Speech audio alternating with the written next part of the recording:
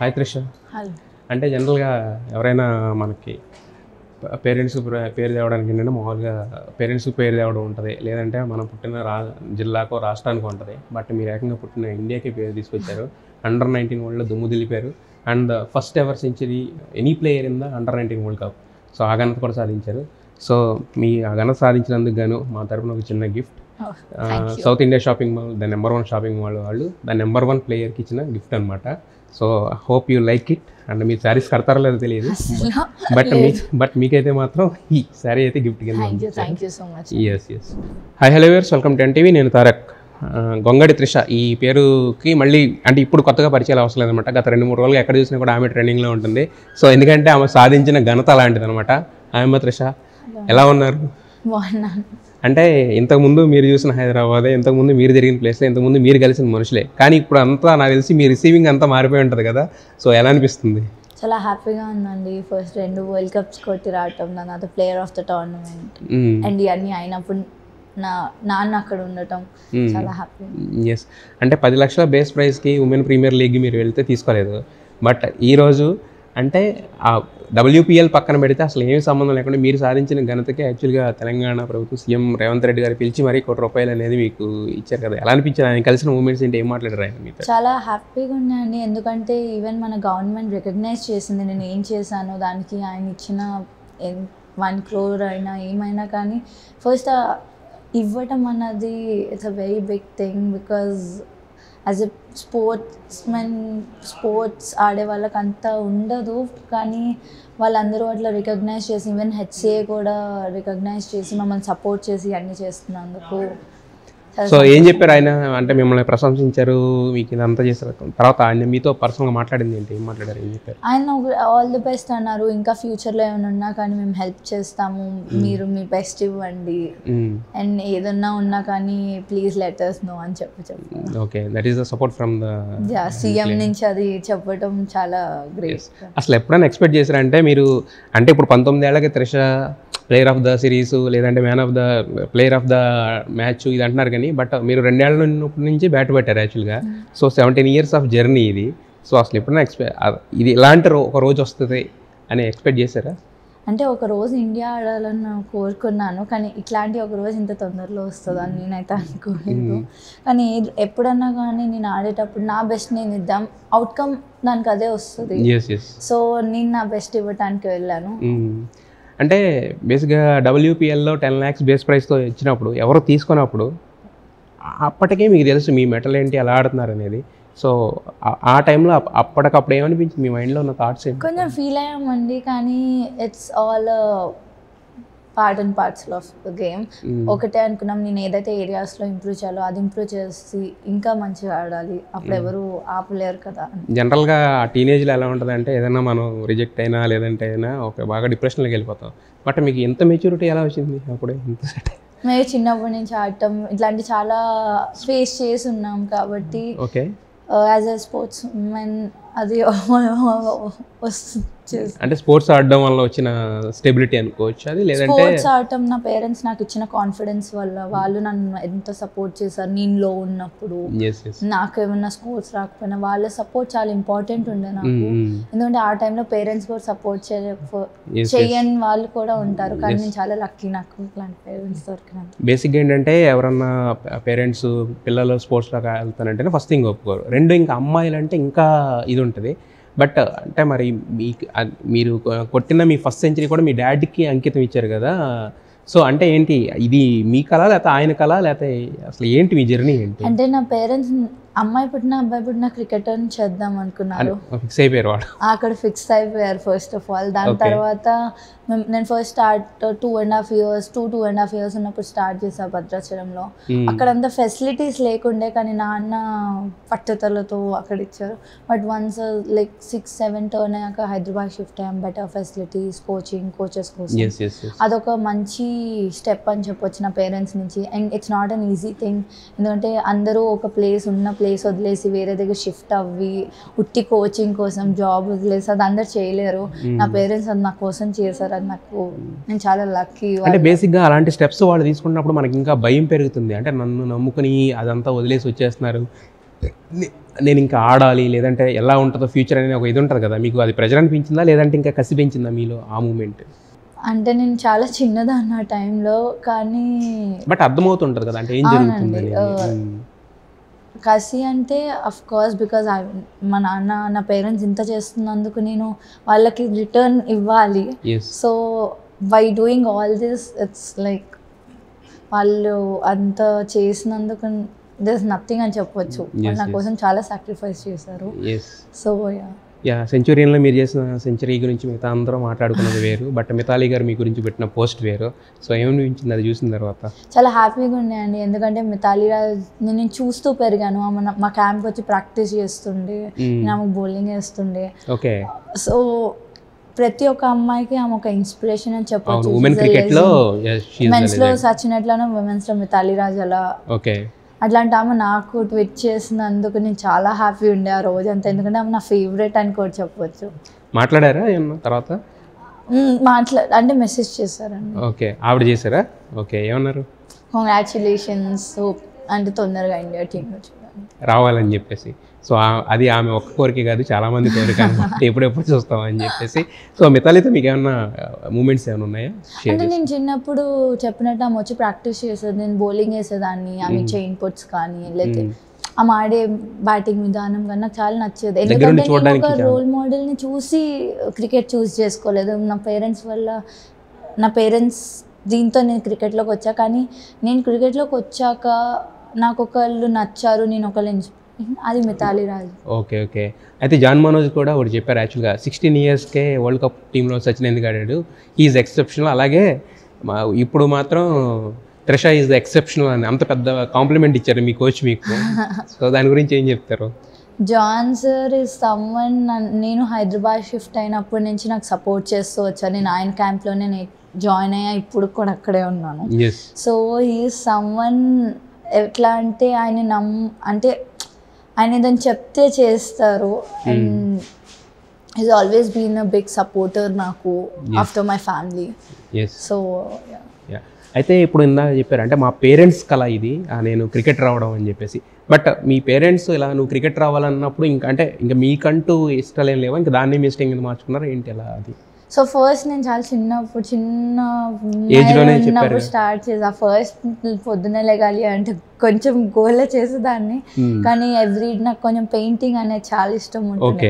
So everyday ఏదో book షాప్కి వెళ్ళి ఏదో ఒకటి తెచ్చుకొని మళ్ళీ ఆ రోజు ప్రాక్టీస్కి వెళ్ళాలి. సో అదే రొటీన్ ఉంటుండే ఆల్మోస్ట్ లైక్ నాకు 5 years. పొద్దున్న ప్రాక్టీస్కి వెళ్తే సాయంత్రం ఎగ్జాక్ట్లీ. సో అదే ఉంటుండే, కానీ ఒక ఏజ్ వచ్చాక మేము ఇక్కడ స్పెషల్లీ హైదరాబాద్ షిఫ్ట్ అయ్యాక నేను ఇంతమంది ఆడటం చూసి ఇంకా అప్పటి నుంచి ఇంకా నాకు under-16 అని సెలెక్షన్ స్టార్ట్. అప్పుడు నాకు కూడా ఇంకా ఇంట్రెస్ట్, కాంపిటీషన్ అదంతా ఒక బూస్ట్ వస్తుంది కదా, అంటే మనం ఏదైనా టీంలో సెలెక్ట్ అవుతున్నాం లేదంటే మనకి ఏదైనా ఒక చిన్న ఇంకా ఒకళ్ళని చూసి ఇంకా ఓకే నాకు అక్కడ నేను ఒకదాన్ని ఆడేదాన్ని అమ్మాయి. సో నాకు తెలియదు అమ్మాయిలు ఆడతారో లేదు, కానీ ఇక్కడికి వచ్చాక ఇంతమంది అమ్మాయిలు ఆడటం చూసి ఇంకా మంచిగా ఆడాలి. ఓకే. అంటే మరి భద్రాచలంలో ఉన్నప్పుడు మీరు ఒక్కళ్ళ అమ్మాయిలంటే మరి అబ్బాయిలతో ఆడేవాళ్ళ టోర్నమెంట్స్ ఏం లేదండి, అప్పుడు నేను 5 years ప్రాక్టీస్ అంతే. అయితే ఇప్పుడు స్పోర్ట్స్లో ఉన్న వాళ్ళకి ఏంటంటే డైట్ అనేది చాలా ఇంపార్టెంట్ కదా. సో మీరు కూడా చిన్నప్పటి నుంచి నాకు తెలిసి డైట్ ఫాలో అవుతూ ఉంటారు. మరి ఈ డైట్ తీసుకోవడం వల్ల మీకు ఎలా ఉంటుంది మీ డైట్ ప్రొసీజర్, అలాగే ఆ డైట్ తీసుకోవడం వల్ల మీరు తినాలనుకున్న ఏమైనా ఉంటాయి కదా కొన్ని అవన్నీ కూడా కట్ చేయాల్సి ఉంటుంది కదా, ఇబ్బంది పడిన సందర్భాలు ఉన్నాయా? నార్మల్లీ మాకు ఫిట్నెస్ ట్రైనర్స్ ఉంటారు. సో వాళ్ళు చెప్తారు ఏం తినాలి ఏం తినొద్దు, వాళ్ళు చీట్ డేస్ కూడా ఇస్తారు మాకు ఫుల్. బట్ ఓవరాల్ అది ఫాలో అవుతుంటాం. మరి ఇష్టమైన ఏమన్నా పక్కన పెట్టాల్సి వస్తుందా వాటి గురించి? కంపల్సరీ అండి, చాలా. అయితే ఒకటి మీరు గ్రౌండ్లోకి దిగుతున్నప్పుడు బేసిక్గా 2 ఉంటాయి. ఒకటి ఏంటంటే బాగా ఆడాలి అనే ఒక భయం ఉంటుంది, లేదంటే కనుక కాన్ఫిడెన్స్తో దిగుతాం ఎలా అయినా ఆడతాను ఈరోజు అని చెప్పి. సో మీ ఎలా ఉంటుంది, మీరు బ్యాటింగ్కి వెళ్తున్నప్పుడు ఏం ఫిక్స్ అవుతారు, మైండ్లో ఫిక్సేషన్ ఎలా ఉంటుంది? నేను ఐ ట్రస్ట్ మై బ్యాటింగ్, నా గేమ్ ఏంటి, నా కోచెస్ ఏం చెప్పాలి, నా రోల్ ఏంటి, నేను అది ఫాలో అవుతాను. ప్లస్ ఎక్కువ ఆలోచించాను నేను బ్యాటింగ్కి వెళ్ళే ముందు, బాల్ టు బాల్ పట్టి ఆడతా. సో అది నాకు వర్కౌట్ అయింది అండ్ అదే కంటిన్యూ కూడా చేస్తున్నాను. అయితే ఇప్పుడు ICC tournament team of the టోర్నమెంట్లో మీ పేరు పెట్టారు. సో ఎలా అనిపిస్తుంది? Different feeling. ఫస్ట్ టైం అట్లాంటి ఒక టీమ్ ఫామ్ చేయటం కానీ అందులో ఉండటం కానీ అది కూడా నాది ఫస్ట్ పేరు ఉంది.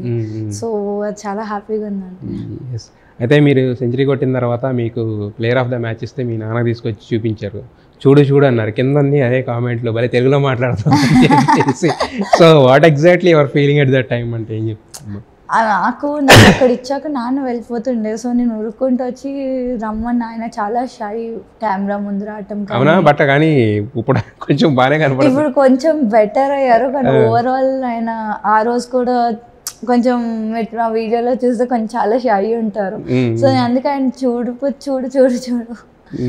అండ్ అవును, నేను చూసాను కొన్ని కామెంట్స్ తెలుగులో మాట్లాడుతున్నాను. తెలుగులోనే మాట్లాడుతుంటారా వెళ్ళినప్పుడు? ఇంకెవరు ఉన్నారు తెలుగు మాట్లాడితే మీ టీంలో? అంతా ధృతి ఉంది, శాలిని అక్క మా ఎస్ఎన్సి తెలుగు ఆమె, ఓకే, ఇంకా నుషిన్ హెడ్ కోచ్. ఆమె బేసిక్ గా కర్ణాటక, బట్ ఆమె మొత్తం ఉంటుంది జాబ్. ఆమె క్రికెట్ కోచింగ్ కెరియర్ స్టార్ట్ చేసినంతా హైదరాబాద్. ఓకే, సో మీరందరూ కలిసి తెలుగులో మాట్లాడుకుంటారు? తెలుగు, కానీ మోస్ట్లీ హిందీలోనే మాట్లాడతాం, కామన్ లాంగ్వేజ్ కాబట్టి. బట్ మేము మాత్రం ఉన్నప్పుడు తెలుగులో మాట్లాడుకుంటారు.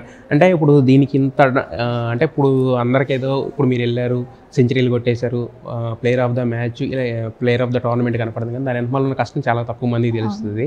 బట్ దానికోసం ఏంటంటే చాలా సాక్రిఫైసెస్ కూడా అవసరం. అంటే మీరు ఇంతకుముందు చెప్పినట్టే డైలీ రొటీన్ అంతా పక్కన పెట్టేసి ఓన్లీ క్రికెట్ ఇదే ఉంటుంది కదా.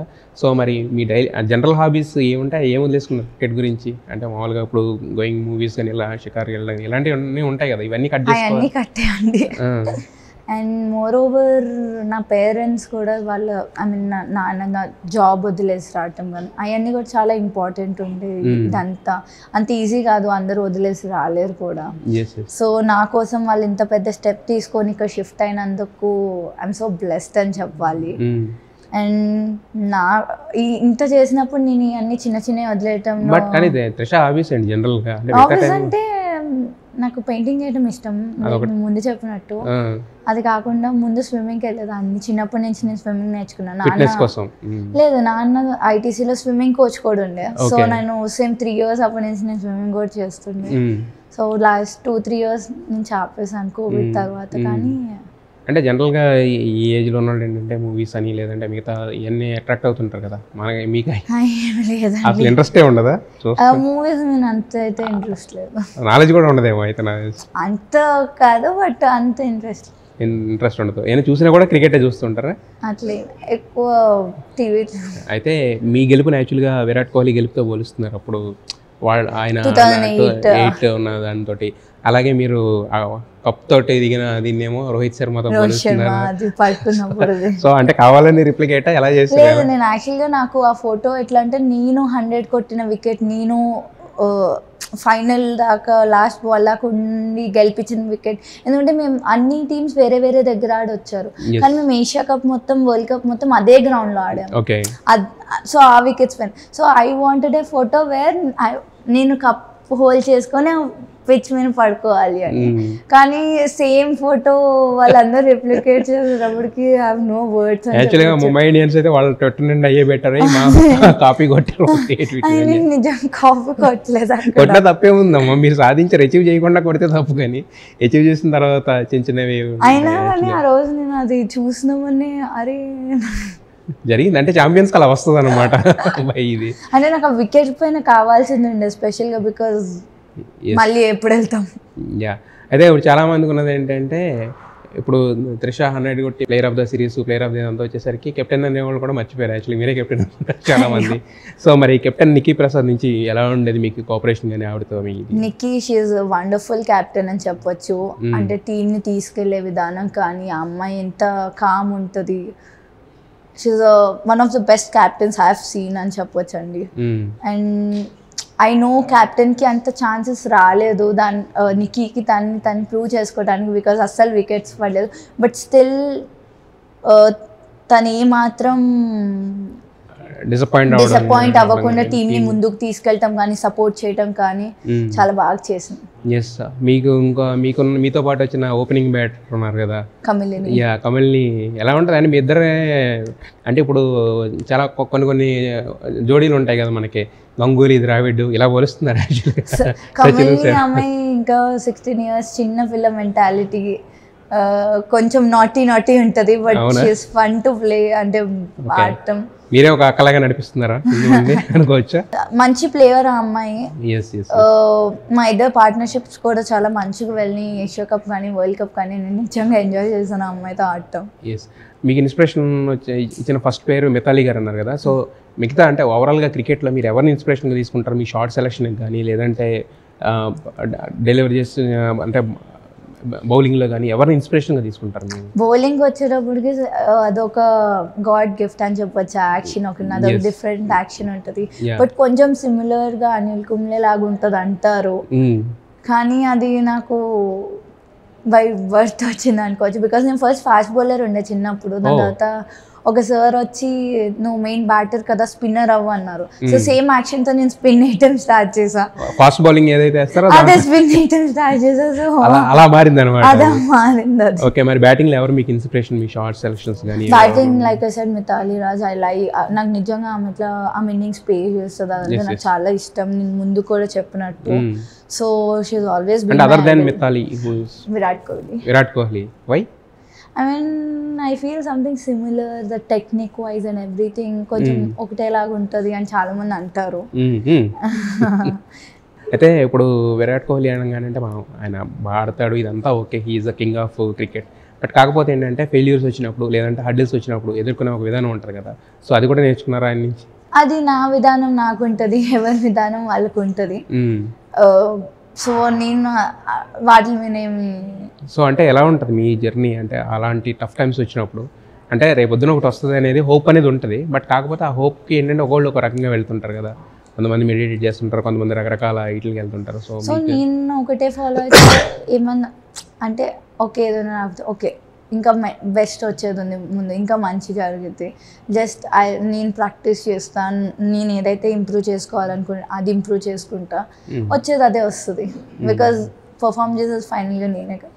అయితే మరి ఈ ప్లేయర్ ఆఫ్ ద సిరీస్ లేదా తర్వాత ప్లేయర్ ఆఫ్ ద మ్యాచ్ అందుకున్న తర్వాత సో వాట్స్ యువర్ మైండ్? అంటే మన మైండ్లో కొన్ని వస్తుంటాయి. So I make my parents happy అనో, లేకపోతే ఇండియా ప్రౌడ్గా ఫీల్ అవుతున్నారు, ఇలా రకరకాల కొన్ని వస్తుంటాయి కదా మా మైండ్లోకి. మీ మైండ్లోకి ఏమొచ్చింది? లేకపోతే నేను అచీవ్ చేశానంటే ఇంకా అచీవ్ చేయడానికి చాలా ఉందండి. ఇది జస్ట్ బిగినింగ్ అని చెప్పొచ్చు. బికాజ్ ఇంకా సీనియర్ ఇండియా ఆడాలి, మ్యాచెస్ గెలవాలి సీనియర్ ఇండియాకి. వరల్డ్ కప్ రాలేదు ఇప్పటివరకు, వరల్డ్ కప్ గెలవాలి.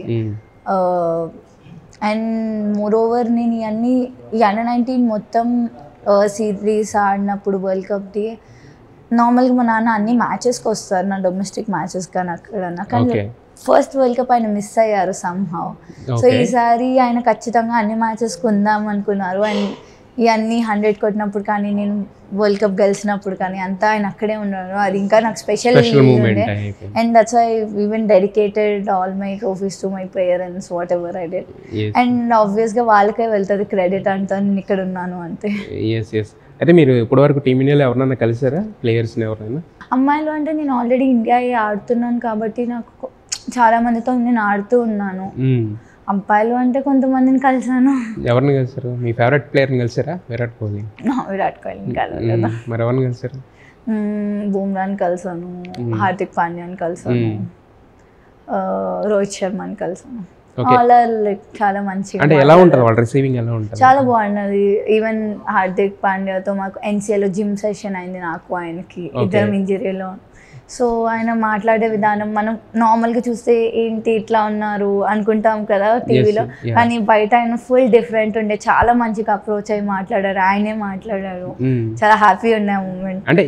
అంటే వాళ్ళది ఎలా ఉంటుందండి అనేది? అంటే ఓన్లీ క్రికెట్ గురించే మాట్లాడుతుంటారా? నార్మల్గా ఒక ఫ్రెండ్. అంటే నేను ఫస్ట్ టైం కలిసినా కానీ నాకు ఆ ఫీలింగ్ రానివ్వలేదు.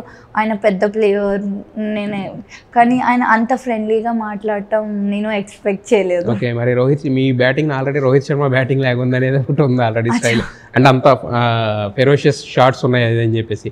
సో మరి రోహిత్ శర్మని కలిసినప్పుడు ఏమన్నాడు ఆయన? ఆయనతో అంత మాట్లాడటం కుదరలేదు, జస్ట్ ఫోటో దిగాము టీం అందరం కలిసి. It's a very big thing అని చెప్పొచ్చు. మరి మీరు ఎప్పుడో లారన్ కూడా కలిసినట్టున్నారు కదా ఒకసారి. So that is the special moment అనుకోవచ్చు. ఏంటి ఆయనతో ఏం మాట్లాడారు, ఏం చెప్తారు? సో ఆయన నేను సన్ రైజర్స్ మ్యాచ్ అప్పుడు నాకు last time first world cup తర్వాత ఫెలిసిటేషన్ చేస్తున్నప్పుడు నేను కలిసాను, ఆయన నాకు ఇచ్చారు అవార్డ్. సో అది అంతమంది క్రౌడ్ ముందు నేను ఆయన చేతులతో తీసుకోవటం ఇట్స్ అమేజింగ్ అని చెప్పొచ్చు. మర్చిపోలేని మూమెంట్. ఆయన he is like he said focus on your game, just అన్ని చెప్పారు, మంచిగా ఆడు అండ్ వాట్ ఎవర్ హడిల్స్ వచ్చినా కానీ it's okay, just go forward అని చెప్పారు. సో ఒక రకంగా చెప్పాలంటే మనం సచిన్ అంటాం ఆయన కూడా ఒక one of the cricket legend కాబట్టి, బట్ ఆయన నుంచి మీరు అవార్డు అందుకోవడం అంటే కొన్ని బ్లెస్సింగ్స్ ఏంటంటే మనకు తెలియకుండానే అలా వస్తూ ఉంటాయి అనమాట ఫార్చునేట్గా. సో అయితే మరి జైషా కూడా మొన్న మీకు ఇచ్చిన ఫెలిసిటేషన్ సెరమనీ ఉన్నట్టున్నారు కదా, ఏమైనా కలిసారా తర్వాత జస్ట్ ఓన్లీ ఆ ఫెలిసిటేషన్ వరకే ఉన్నారా? దాని తర్వాత ఆయన వచ్చి మా టీం అందరితో మాట్లాడారు మంచిగా, అంటే 2 వరల్డ్ కప్స్ కొట్టాము అండ్ తొందరలోనే ఫెలిసిటేషన్ కూడా ఉంటుంది అని కూడా చెప్పారు టీం అందరూ కలిసి. అంటే బేసిక్గా మనకి ఎంత ఆడుతున్నా మనకి వచ్చే అన్ని ఎలా ఉన్నా కూడా ఏంటంటే వెనక నుండి సపోర్ట్ కూడా అవసరం, ఎందుకంటే ఫైనాన్షియల్ సపోర్ట్ కూడా ఇప్పుడు ఒక క్రికెట్ ప్లేయర్ని తయారు చేయడం అంటే నాట్ ఏ జోక్ కదా. సో ఇప్పుడు మరి వాళ్ళు ఇస్తున్న ఇదంతా రివార్డ్స్ కానీ ఎవ్రీథింగ్ ఇదంతా ఉంటుందా, లేదా ఇంకా మీ ఫాదర్కి వాళ్ళకి బర్డెన్ కానీ లేకపోతే అలాంటివి ఏమన్నా అనిపిస్తుంది? ఇంకా నాకు ఆర్క్ ఫౌండేషన్ అన్నది వాళ్ళు నాకు ఆల్మోస్ట్ 6 years నుంచి స్పాన్సర్ చేస్తున్నారండి. వాళ్ళు నేను ఏమీ లేనప్పటి నుంచి హెల్ప్ చేస్తున్నారు, యాక్చువల్లీ 0 ఉన్నప్పటి నుంచి. ఏమీ లేకపోయినా మీలో ఉన్న మెటల్ని వాళ్ళు ఫస్టే అబ్జర్వ్ చేస్తున్నట్టున్నారు యాక్చువల్లీ. దెన్ ఇవాళ కూడా వెళ్ళి కలిసాను, they were very happy because వాళ్ళు అప్పుడు తీసుకున్న స్టెప్ తెలియకుండా ఇప్పుడు నేను ఇంత under-19 ఆడి ఇదంతా ఆడటం వాళ్ళకు కూడా చాలా హ్యాపీ. మ్యాచ్కి ముందు మ్యాచ్ తర్వాత డ్రెస్సింగ్ రూమ్ అట్మాస్ఫియర్ ఎలా ఉంటుంది? ఎందుకంటే అది చాలా ఇంపార్టెంట్ కదా మనకి. ఇల్లు ఎలాగో మనం బయటికి వెళ్ళి ఏదైనా సాధించాలంటే అక్కడ ఎస్పెషల్లీ అట్ దట్ టైంలో మన గ్రౌండ్లో అడుగుపెట్టి మనం గేమ్ మీద ఫోకస్ చేయాలని ఏదన్నా ఇక్కడ అట్మాస్ఫియర్ బాగుంటేనే అక్కడ అవుతుంది కదా. సో మ్యాచ్కి ముందు మ్యాచ్ తర్వాత ఎలా ఉంటుంది డ్రెస్సింగ్ రూమ్ అట్మాస్ఫియర్? మా కోచెస్ అందరూ చాలా సపోర్టివ్గా ఉండేవాళ్ళు అండ్ వాళ్ళందరూ చాలా ఎట్లా అంటే ఒక కంఫర్ట్ జోన్లో ఉంచేవాళ్ళు మమ్మల్ని అందరినీ, ఏం టెన్షన్ అంటే మేమేం టెన్షన్ తీసుకోకుండా. సో అది మాకు చాలా హెల్ప్ అయింది. ఫస్ట్ నుంచే వాళ్ళు ఆల్మోస్ట్ మేము 1 year నుంచి మేము అందరం కలిసి ప్రాక్టీస్ చేస్తుండే వరల్డ్ కప్ వస్తుందని. సో మలేషియాలో వికెట్స్ కానీ వెదర్ కండిషన్స్ కానీ ఎట్లుంటాయో మాకు ఎక్స్ప్లెయిన్ చేయటం, అట్లాంటి సిమిలర్ వికెట్స్ సిమిలర్ వెదర్ కండిషన్స్లో మళ్ళీ ప్రాక్టీస్ చేపించటం, ఇవన్నీ మాకు చాలా బెనిఫిట్ అయింది వరల్డ్ కప్కి వెళ్ళేటప్పుడు. కానీ వరల్డ్ కప్ ముందు మాకు మలేషియాలోనే ఏషియా కప్ అవ్వటం, సో ఇవన్నీ మాకు చాలా హెల్ప్ అయినాయి వరల్డ్ కప్కి వెళ్ళే ముందు. సో అంటే being in form for such a long time అంటే అది నిజంగా అమేజింగ్ అని చెప్పాలి. ఎందుకంటే ఇప్పుడు మీరు ఏషియా కప్లో ఎలా అయితే పెర్ఫామ్ చేస్తారో దాన్ని మించి వరల్డ్ కప్లో పెర్ఫామ్ చేశారు కదా. సో ఈ ఫామ్ అనేది కాపాడుకోవడానికి అంటే స్పెషల్ ట్రైనింగ్, అంటే ట్రైనింగ్ ఒకటేనా, అంటే మనం ప్రాక్టీస్ ఒకటేనా, ఇంకేమన్నా స్పెషల్ ఏమైనా ఉంటాయి కేర్ తీసుకోవడం కానీ లేదంటే టెక్నిక్స్ కానీ అలాంటివి ఏమైనా ఉంటాయా? నా గేమ్ నేను ఆడానండి అంతే చెప్పొచ్చు. నేను నార్మల్గా నేను ఏ మ్యాచ్కి వెళ్ళినా ఒకటేలాగా ఆడితే ఒకటే మైండ్ సెట్తో వెళ్తాను.